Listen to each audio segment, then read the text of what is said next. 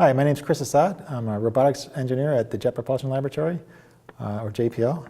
And today I'll talk about the JPL BioSleeve, a wearable hands-free gesture control interface. As robots become more everyday items and become more autonomous, we need better ways for humans to interact with robots. So what we have today is an interface that you wear on your arm that measures signals from your muscles and from your motion. It tells you what your hand is doing. So you can recognize hand gestures. We can do about 20 different hand gestures recognition, gestures of the wrist and the fingers, and larger gestures of the arm. And from these natural gestures, we can recognize the gesture, map it to a command, and send it to a robot. The innovations here are we're mixing different gestures. We're using some newer machine learning methods to do the recognition, and we're trying to make it wearable. So this is a sleeve you just pull on, calibrate, and go. And then you can see our comparison to the state of the art. This is the number of classes, number of gestures you can recognize, and this is over time. And we're comparing ourselves to what's been reported in the literature for EMG from forearm. And we're doing, this was a year ago already, we're doing better than everyone that we could find in terms of number of gestures. So in the past, we've controlled several different robots. We've controlled Dragon Runner from Kinetic North America. It's a bomb disposal robot. We've controlled the JPL RoboSimian, the JPL surrogate robots. We controlled an arm built at JPL with a prosthetic hand. And we've controlled iRobot Landroid and, of course, Sphero BB-8.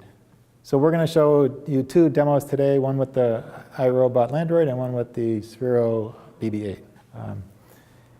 You can see from the picture we have 24 EMG sensors on the forearm measuring muscle activity in the forearm that control your fingers. And then we have a few IMUs. Normally we have 3, today we only have 1. And then we have a processor board up on the forearm. And now this can all be shrunk down and embedded in clothing in the future. So the applications for this, for NASA, we're interested in having astronauts on EVA controlling remote robotic assistance. So for instance, an astronaut walking on Mars could wave to a robotic rover, say, move there, go there, pick up that rock, and we can already do that with our rovers. And we've also tested our interface inside of an EVA sleeve, and it still works. Other applications include interfaces for prosthetics. This was meant to be a controller for a prosthetic hand, and interface for force control for exoskeletons. So these are the type of sample gestures here. We've done up to 20 gestures at a time for static gestures of the wrist and fingers, and we've also done 10 dynamic gestures of the arm, mainly using the IMU data. So we can do about 30 gestures. The 20 EMG-based gestures we can do with accuracy of about 95% from just a 3-minute calibration at the start, and it usually holds about 90–95% for an hour, and then you have to retrain.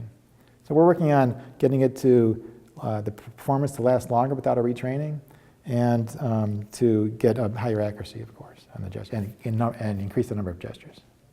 So today we trained for go straight, turn right, turn left, back up.